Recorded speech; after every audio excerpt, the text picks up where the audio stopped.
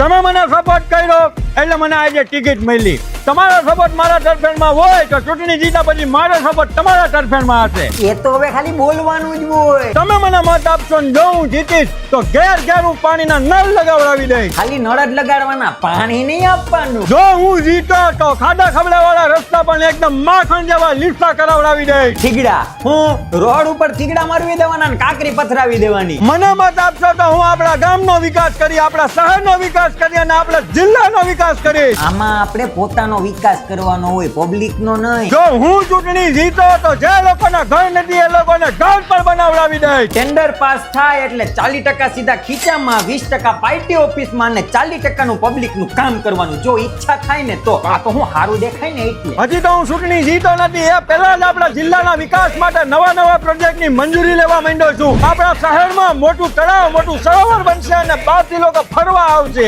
Project 20 crore નો હોય ને બતાવવાનો 90 કરોડ નો, અને એમાંય તે 10 કરોડ નું જ કામ કરવાનું. બાકીના બધી ભાગ પાડી લેવાના અને અહીંયા વિઝિટ કરવાની એન્ટ્રી ફી 20 રૂપિયા રાખવાની હો. તમારા બધાના સપોર્ટ ને જોઈ આજે રાતે આપણે સામૂહિક જમણવારનો પ્રોગ્રામ રાખેલો છે. તો મારા તરફથી આપ સૌને ભાવભર્યું આમંત્રણ છે. મારા ફાર્મ હાઉસ છે, બધા પહોંચી જ જાજો. 300 ગ્રામ ભજીયામાં દેહી પોટલીમાં વેચાઈ જાય આ પબ્લિક, સમજાણું? તમે મને જીતાડશો પછી તમે તમારા જ મોઢેથી કહેશો મારા નેતા કેસાઓ